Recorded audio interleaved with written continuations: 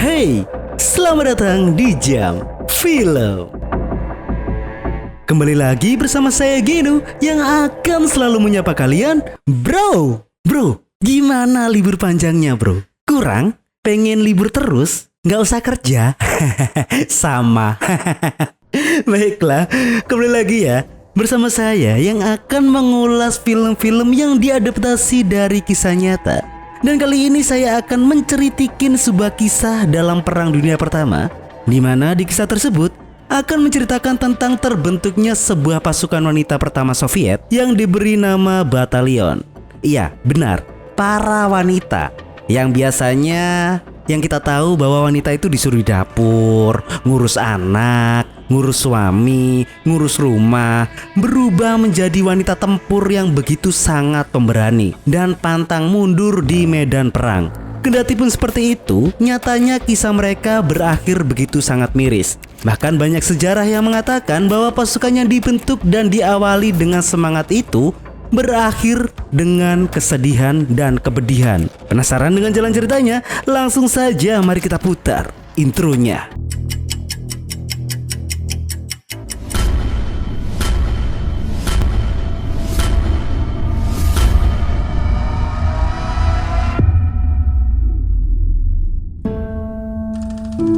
Baiklah, sebelum masuk ke dalam filmnya, untuk memahami bagaimana batalion ini dibentuk, yang pertama adalah kita harus memahami terlebih dahulu beberapa situasi dalam negara Rusia saat itu. Pada bulan Maret tahun 1917, Kaisar Nicholas terpaksa dibawa ke satu fakta bahwa ia tidak bisa lagi melawan gelombang revolusi dan harus turun dari tahta menuju pemerintahan baru yang demokratis. Hingga bulan-bulan berikutnya, dia melihat banjir kebijakan liberal atau egaliter di seluruh Rusia, dengan perempuan yang mendapatkan suara serta hak hukum untuk upah yang sama. Sementara itu, pemerintah baru juga percaya bahwa kemenangan dalam Perang Dunia sangat penting untuk kepentingan negara. Menteri Perang baru yaitu Alexandra Kerensky waktu itu dihadapkan dengan tugas raksasa untuk memenangkan perang, di mana di saat itu situasi yang masih sangat kacau dan rendahnya semangat tentara. Dan untuk membangun kembali rendahnya moral tentara dan demoralitas tersebut, Kerensky memberi jawaban dengan menciptakan apa yang disebut dengan yang namanya Batalion Shock atau Batalion Kematian yang akan diisi oleh para wanita yang ia bayangkan sebagai brigade yang paling disiplin untuk dijadikan contoh bagi para tentara pria yang ada di medan perang. Dan mereka akan secara teoritis dikerahkan ke berbagai tempat di sepanjang medan tempur untuk mengobarkan kembali semangat perang. Begitu bro. Baiklah, langsung saja. Film ini dimulai di Rusia yang lelah dalam sebuah peperangan. Pada musim semi tahun 1917, tepat setelah revolusi ketika monarki digulingkan oleh pemerintah. Sementara itu, seorang perwira militer bernama Nikolai baru saja tiba dari garis depan. Dia naik delman dan menyuruh kusir itu untuk membawanya ke suatu tempat. Sementara dalam perjalanan itu, si kusir memberitahunya tentang kekacauan yang terjadi di ibu kota. Beralih ke tempat lain, seorang penyanyi bernama Nadia sedang berlatih bersama ibunya. Tiba-tiba, Fraska, pelayan mereka, berlari dan dengan penuh semangat menyerahkan sebuah surat kepada Nadia. Dan dengan penuh semangat, Nadia pun membukanya. Dan ternyata itu adalah sebuah surat duka. Surat berita tentang tunangan Nadia, yaitu Petia, terbunuh di dalam medan perang. Beberapa saat kemudian, Vera, teman baik Nadia pun masuk. Setelah mendengar berita tentang gugurnya Petia, Vera memberitahu semua orang di ruangan itu bahwa dia akan bergabung dengan batalion wanita yang baru saja dibentuk. Nadia yang dirundung kesedihan, dia ingin balas dendam atas kematian tunangannya. Dia dengan mengejutkan memberitahu ibunya bahwa dia akan melakukan hal yang sama. Dia akan ikut bergabung ke pasukan wanita dan lari menyusul Vera. Terkejut dan takut dengan keputusan putrinya, sang ibu pun memberi perhiasan dan uang tunai kepada Fraska, pembantunya, untuk menyusul dan membawa Nadia kembali. Pada saat yang sama, Nikolai pun tiba di markas besar tentara Rusia, di mana para jenderal tengah berkumpul. Kerensky berencana untuk menahan serangan Jerman, namun salah satu jenderal memberitahu komite bahwa tidak ada tentara lagi yang siap untuk bertempur. Di sana juga mereka menunjukkan sebuah video bahwa banyak resimen di garis depan menolak untuk melawan musuh. Justru para tentara tersebut berbaur dengan musuh mereka yaitu Jerman, sehingga Jerman mendorong mereka untuk memberontak kepada negara mereka sendiri sambil menawarkan alkohol dan makanan-makanan yang begitu enak, yang sudah cukup untuk membuat Kerensky geram dan segera menyuruh untuk mematikan video tersebut. Beberapa anggota komite mengambil keputusan dan setuju bahwa hukuman mati harus segera dikembalikan. Tetapi Kerensky memberikan sebuah alternatif, sebuah taktik propaganda yang begitu sangat gila. Dia mengatakan kepada Dewan bahwa dia akan menciptakan sebuah pasukan wanita yang bernama Batalion Bokareva untuk meningkatkan semangat dan mendorong semua tentara pria untuk segera berperang. Wajib militer itu dimulai para wanita dari semua latar belakang budaya dan kelas sosial ekonomi. Mereka pun semua berbaris untuk pendaftaran dan pemeriksaan kesehatan. Salah satu pelamar yang bernama Dovkia mengejutkan kekasihnya sang juru ketik yang bernama Alexei dengan mendaftar wajib militer. Alexei di sana mencoba untuk mendiskualifikasi kekasihnya itu, tetapi Dovkia tetap saja bersikeras dan mengatakan bahwa dia ingin mengikuti Alexei kemanapun Alexei pergi. Kemudian pelamar lain bernama Dusia ditolak oleh Nikolai karena dia terlalu gemuk. Marah karena disepelekan, si Dusia itu bukannya malah pulang, dia justru membengkokkan sebuah besi baja dengan tangan kosong tepat di depan semua orang. Удает баба. Dan tanpa sepengetahuannya, komandan batalion yang bernama Maria Bokareva di belakangnya dan melihat aksinya. Dan akibat melihat kekuatan Dusia yang di luar nalar tersebut, Maria langsung saja mengangkat Dusia sebagai wakilnya dan memberitakan dia untuk melanjutkan proses pendaftaran. Setelah itu, Maria menyapa seorang jenderal di luar gedung. Sang jenderal menjelaskan bahwa dia tidak memiliki anak laki-laki, sehingga sebagai gantinya, dia menawarkan putrinya yang bernama Natalia untuk bergabung dengan resimen. Tanpa pertanyaan apapun, Maria menyambut wanita muda yang cerdas itu. Dan sebelum pelatihan resmi dimulai, para wanita itu akan digundul. Lalu setelah itu, para rekrutan tersebut diajarkan untuk tetap dalam formasi yang tepat. Di malam harinya, mereka semua memasuki mes pelatihan. Di sana tengah tercipta masalah yang begitu sangat sepele, hingga masalah tersebut menjadi keributan yang lumayan. Dan itu semua hanya gara-gara rebutan tempat tidur. Vera meminta Dusia sebagai wakil komandan untuk menjaga semuanya tetap tertib. Tetapi wanita besar itu malah memihak Galena setelah dia ditawari tempat tidur yang nyaman. Jelas di sana Dusia mencoba untuk menyalahgunakan kekuasaannya. Tetapi apesnya, dia tidak tahu bahwa Maria ada di belakang mereka semua. Dan setelah mendengar semuanya, Maria membiarkan mereka untuk bertukar tempat tidur. Tetapi sebagai gantinya, dia langsung mencopot jabatan Dusia sebagai wakilnya itu ke Natalia.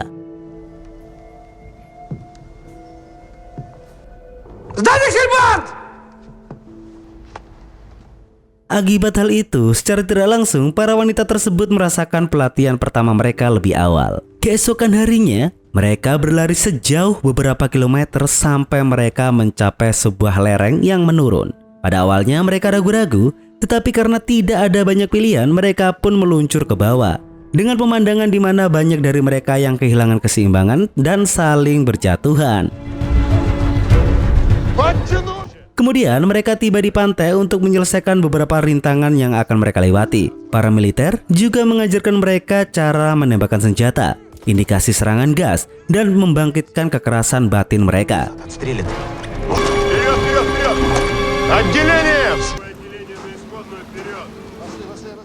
Maria memerintahkan Galena dan Natalia untuk melangkah maju, lalu memerintahkan mereka untuk saling pukul. Natalia awalnya ragu-ragu untuk memukul balik Galena. Setelah menerima beberapa pukulan, akhirnya kebrutalannya pun pecah juga. Lalu, Maria kemudian memerintahkan semua pasukannya untuk saling pukul satu sama lain yang mengakibatkan perkelahian habis-habisan.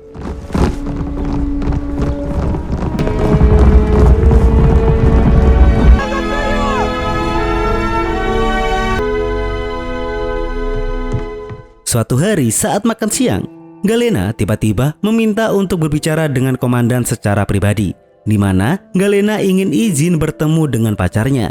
Jelas Maria tidak memberi izin. Dengan begitu, Galena tiba-tiba berteriak agar semua orang mendengar bahwa Dokia sering melarikan diri setiap malam untuk bertemu dengan pacarnya. Di sana Maria pun kecewa karena Galena mengadu dengan cara yang sangat kekanak-kanakan. Maria pun meninju wajah Galena dan memerintahkan dia untuk pergi dan keluar dari pasukannya detik itu juga. Мордобоя. Требовать она у меня тут будет свободы! Шалишь! И жопу едаемся! Di lain kesempatan, kembali lagi Ibu Nadia berbicara dengan Maria dengan harapan agar putrinya bisa keluar dari pelatihan militer. Dia menyerahkan surat kepada komandan dan memberitahunya bahwa Nadia adalah seorang penyanyi dan berkesempatan untuk tampil di luar negeri. Dia juga mengatakan bahwa dia membayar Vraska untuk membantunya agar bisa membawa Nadia pergi. Sehingga kemudian Nadia dan Vraska pun dipanggil ke kantor komandan. Dan setelah membocorkan rahasia tersebut, Vraska pun keluar dari ruangan itu karena malu. Di sisi lain, Nadia justru malah merobek surat undangan tersebut dan memberitahu ibunya bahwa dia akan tinggal untuk melayani dan mengabdi kepada negara. Di jalan ketika keluar, Vraska mengembalikan semua perhiasan yang pernah dia terima karena dia sekarang benar-benar ingin mengabdi kepada negara bersama Nadia. Setelah itu, sebuah truk pun tiba dan petugas memberitahu Maria bahwa dia ditahan. Tetapi mereka tidak mengungkapkan atas dasar apa Maria ditahan. Di sana, Nicole dan Alexi dan semua para pasukan hanya bisa menonton ketika mereka melihat komandan mereka dibawa pergi.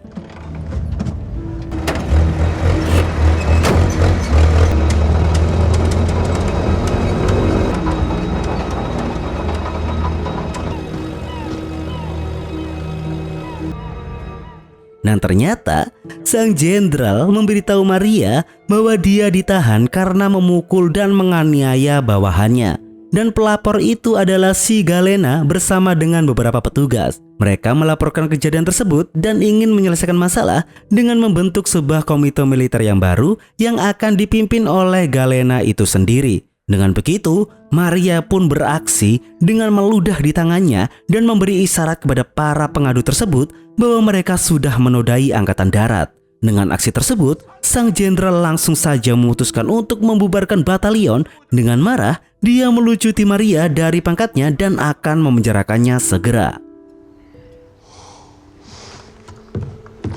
Batalion Bokareva pun berbaris di luar markas. Sang wakil komandan Natalia memaksa masuk ke kantor jenderal dan mencoba untuk berbicara kepada jenderal untuk meminta penjelasan atas penangkapan komandan mereka. Di sana, sang jenderal ketika mendengar namanya, langsung saja dia tahu bahwa Natalia adalah seorang bangsawan. Dan seperti yang kita tahu bersama bahwa Natalia adalah anak dari seorang jenderal yang ikut dalam wajib militer wanita.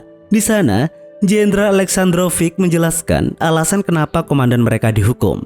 Sehingga di sana Natalia menjawab bahwa semua tuduhan yang menyasar ke komandannya itu sepenuhnya tidak benar. Wajar para prajurit memang harus dilatih dengan keras. Dan Natalia memohon atas permintaan seluruh prajurit batalion agar Maria dibebaskan dan ditugaskan kembali. Dan para pasukan yang berbaris di depan kantor itu tak akan mau pergi sampai komandan mereka dibebaskan. Setelah itu, Natalia pun kembali ke formasi dan menunggu hasil keputusan sang jenderal. Dan mereka akan tetap berbaris sepanjang malam.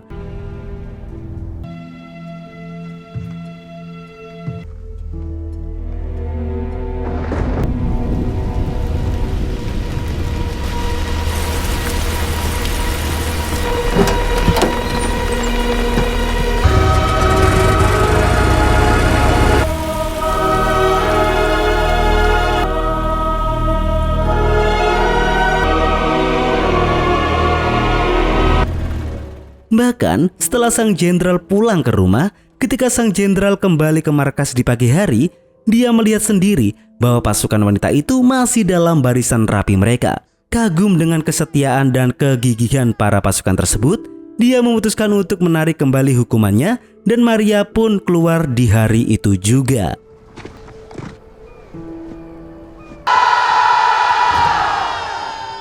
Di suatu malam, diketahui bahwa Natalia ternyata sedang hamil. Maria pun memerintahkan seluruh batalion untuk berbaris sehingga dia dapat secara seremonial mengalihkan tanggung jawab sebagai wakil kepada Vera dan mengirim Natalia pulang. Вы знаете, что есть их один народ? Keesokan harinya, di jalur rintangan, Maria bersama dengan pengarahan umum resimen, mereka akan diuji dan bahwa jika ada satu orang saja yang gagal, maka semua orang juga akan gagal. Mereka pun telah bersiap selama berbulan-bulan untuk momen ini dan semua orang pun melakukan yang terbaik dalam melewati setiap rintangan. Tetapi masalah datang ketika Nadia melakukan lompatan pendek di langkan yang menyebabkan dia jatuh dan pergelangan kakinya pun patah, yang membuat Vera di sana mau tidak mau harus membantunya sepanjang perjalanan. Pada akhirnya mereka pun terlambat, yang membuat Maria sangat kecewa. Di sisi lain, sang jenderal menghargai kenyataan tersebut, bahwa tentara yang benar adalah tentara yang tidak meninggalkan kawannya apapun yang terjadi, sehingga dia menyatakan bahwa seluruh batalion lolos dan layak untuk dikirim ke medan tempur dan mereka resmi menjadi bagian dari pasukan reguler.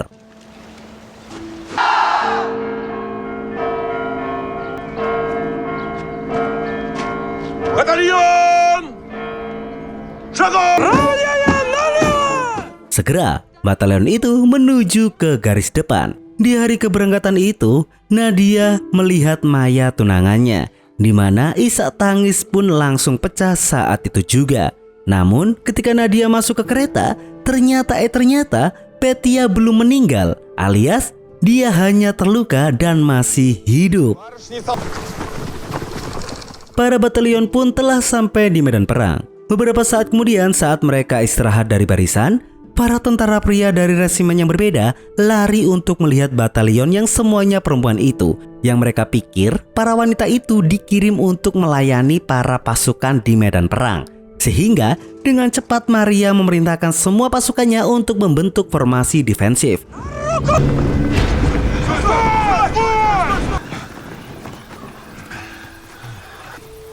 Maria kemudian menghadapi para pria itu secara agresif, dan untungnya beberapa tentara mengenali Maria sebagai kawan yang pernah menyelamatkan nyawa mereka bertahun-tahun yang lalu, yang membuat para tentara laki-laki itu menghormati mereka dan pergi dari sana.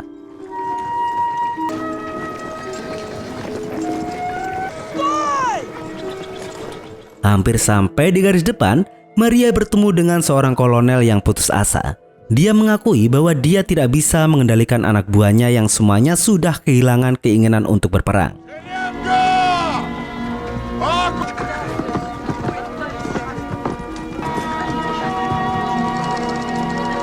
Lalu, setelah tiba di parit, para prajurit wanita itu memperhitungkan posisi mereka. Lalu tidak terlalu lama, dua tentara Jerman datang untuk menyuap mereka dengan makanan dan juga alkohol. Tetapi tentara wanita itu tetap setia pada tujuan mereka. Mereka pun menahan dua tentara Jerman itu di bawah todongan senjata, dan ketika mereka melawan, mereka berhasil membunuh satu dan menangkap yang lain.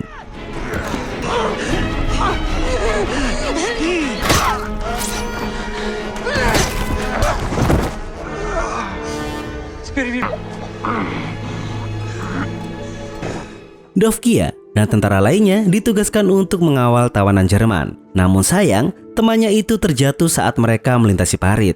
Maka Dovkia pun mengawal tawanan itu sendirian. Dia meremehkan orang Jerman yang bersikap ramah itu, dan ketika ada kesempatan di hutan, dia berhasil mencekik Dovkia.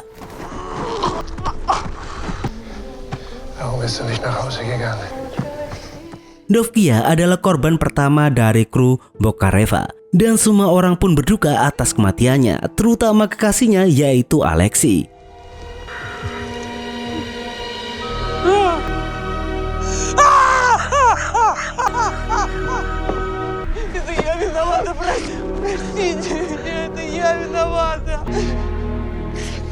Satu bulan kemudian, Jerman membombardir parit Rusia dengan gas beracun.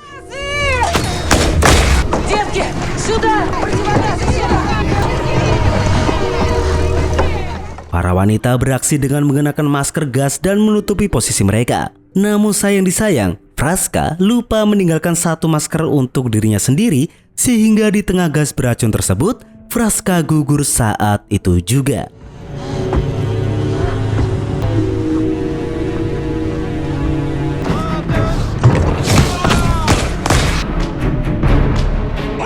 Maria memerintahkan pasukannya untuk menyerang dan kedua pasukan bertemu di tengah pertempuran jarak dekat. Dan meskipun pasukan batalion itu diisi oleh para wanita, pertempuran tersebut berjalan begitu sangat mengerikan.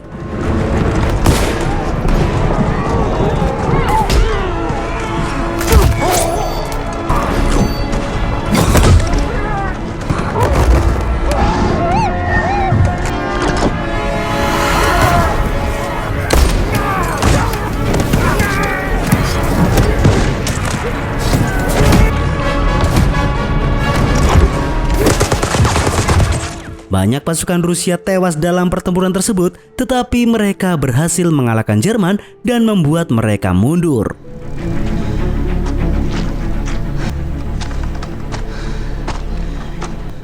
Setelah pertempuran tersebut, Maria kembali ke camp dan kembali meminta bantuan dari kolonel untuk merencanakan sebuah serangan ke wilayah musuh.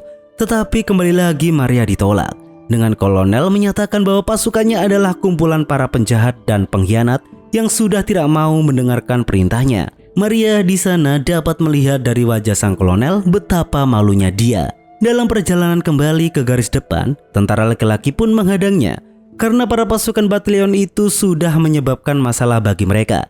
Dan ternyata salah satu dari pasukan laki-laki itu adalah suami dari Maria. Dan setelah perdebatan singkat, Maria menolak perintah suaminya untuk kembali pulang. Di sanalah Maria dihajar habis-habisan oleh suaminya sendiri.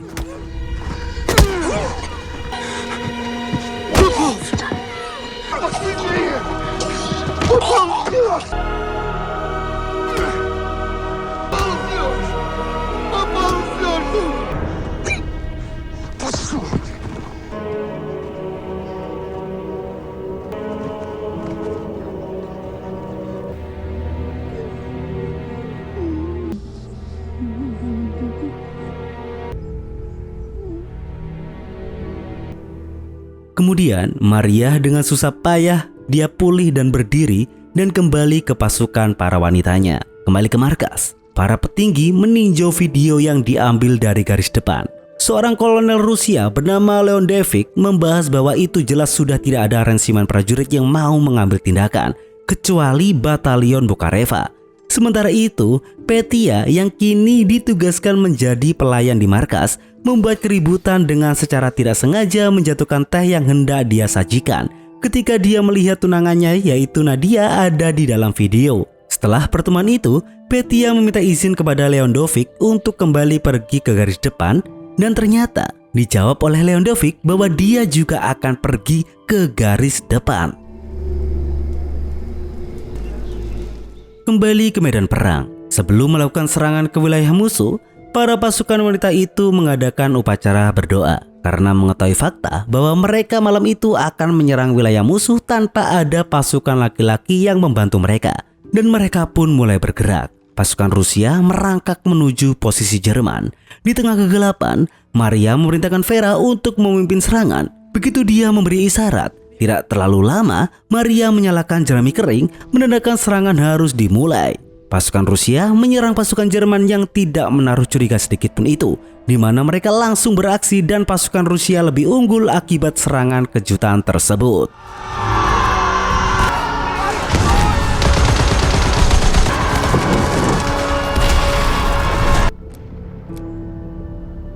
Keesokan harinya, di pagi hari dari camp, kolonel yang ada di dekat garis depan terbangun karena suara baku tembak.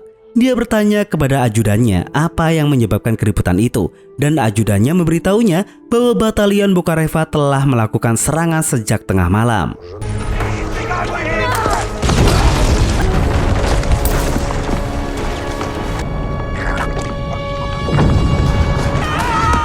Pertempuran jarak dekat yang sengit di Paris terjadi, yang dimana jelas kedua belah pihak menderita banyak korban.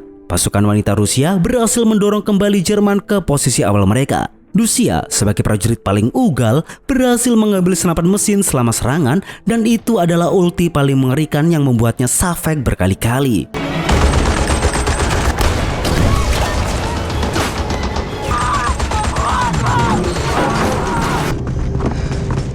Akibat aksi tersebut memberi jalan bagi para rekannya.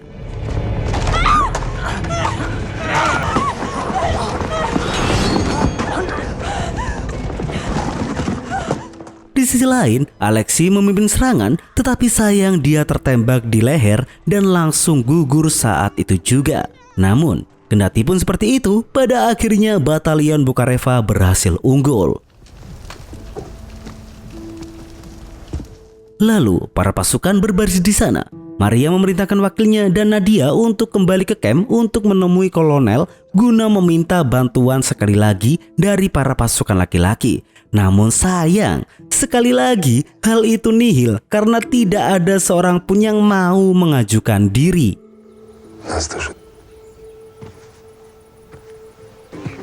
Что, и добровольцев нет?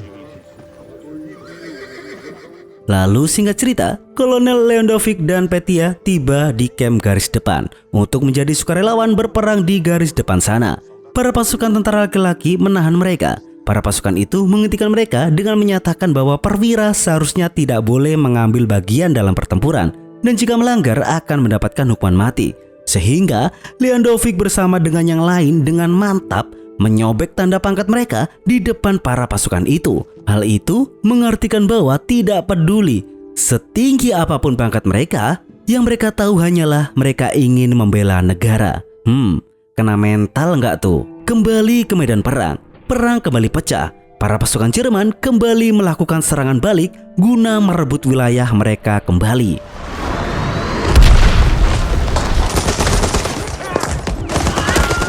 Di serangan yang mengerikan tersebut, Nikolai meninggal dan ketika Vera mencoba untuk mengambil alih, dia juga tertembak dan gugur saat itu juga.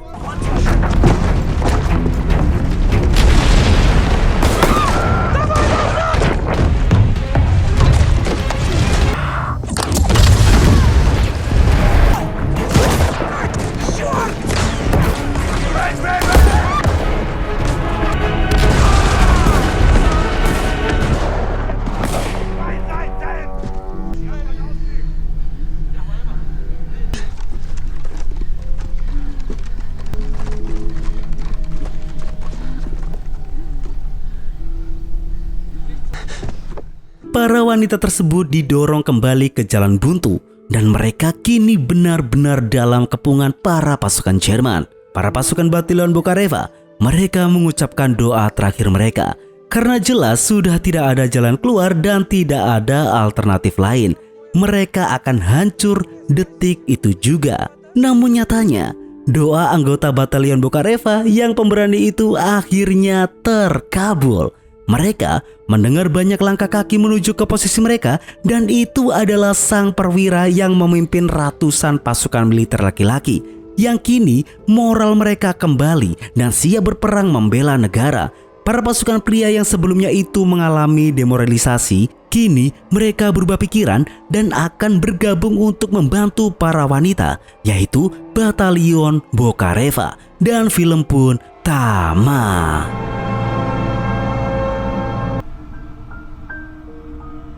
Baiklah teman-teman, ending yang sangat epik sekali. Dan di awal tadi saya sudah bilang jika kisah ini diakhiri dengan kepedihan. Mana pedihnya bang? Sebentar, ini info tambahan di luar film ya. Sejarah mengatakan bahwa kepedihan para pasukan batalion Bukareva ini terjadi setelah kisah perjuangan mereka di garis depan itu. Meski di dalam negeri pasukan wanita ini dielu-elukan, tetapi tetap saja mendapatkan sambutan sinis ketika dikirim ke garis depan pertempuran. Para tentara pria itu menyambut mereka dengan ejekan dan cemoohan sinis. Tidak hanya karena kebencian terhadap wanita telah berakar di kompleks dan budaya militer, tetapi secara umum para prajurit pria ini memang sedang dalam mental yang lemah dan kelelahan berperang. Dan hanya dalam beberapa bulan saja, Bukareva terpaksa membubarkan unitnya dan memungkinkan wanita-wanita itu untuk bergabung ke kelompok lain dimanapun yang menurut mereka cocok. Dan dalam sebuah memoir yang berjudul My Life as a Peasant, Maria pernah menuliskan bahwa para pasukan wanita ini mereka tidak bisa tahan lebih lama. Kendati pun mereka siap untuk melawan Jerman, kendati pun mereka siap untuk disiksa oleh Jerman, mati di tangan Jerman atau sengsara di kamp-kamp penjara Jerman. Tetapi mereka tidak akan pernah siap untuk mendapatkan siksaan dan penghinaan dari orang-orang Rusia sendiri yang tidak pernah masuk ke dalam perhitungan mereka pada waktu batalion itu dibentuk. Setelah Bolshevik, pengambil alihan utama di musim gugur, Rusia menarik diri dari perang dan batalion perempuan pun memudar dan hampir tidak dicatat dalam sejarah Rusia. Beberapa ahli sejarah berspekulasi bahwa ini adalah karena batalion Bokareva itu begitu erat keterkaitannya dengan propaganda militer dari rezim lama. Sedangkan yang lain menyatakan bahwa itu lebih berkaitan dengan keinginan rakyat Rusia yang putus asa untuk kembali ke situasi normal setelah bertahun-tahun terlibat perang baik di luar maupun di dalam negeri. Ada juga dari sebuah tulisan dari sejarawan yang menuliskan bahwa para prajurit perempuan itu sendiri memiliki masalah sulit menyesuaikan diri kembali ketika mereka pulang ke rumah. Potongan rambut yang khas membuat mereka langsung dikenali sebagai mantan anggota batalion perempuan dan mereka menjadi sasaran empuk penyiksaan. Ada saksi mata yang pernah melihat mantan anggota batalion itu dipukuli, diserang secara seksual dan bahkan dilempar dari kereta yang sedang bergerak. Hebatnya, banyak dari mantan anggota batalion terus dalam keinginan mereka untuk bertempur dengan sejumlah besar bergabung menjadi tentara revolusioner dan anti-revolusioner pada tahun-tahun selanjutnya. Dan Maria Bokareva dihukum mati pada tahun 1920 oleh fraksi Bolshevik karena mendukung gerakan White Movement. Kendati pun seperti itu, tidak dapat dipungkiri dengan apapun bahwa batalion wanita tetap dikenang sepanjang masa. Begitu bro. Baiklah, cukup sekian dari saya Genu, mewakili Jam Film pamit undur diri dan sampai jumpa di video selanjutnya.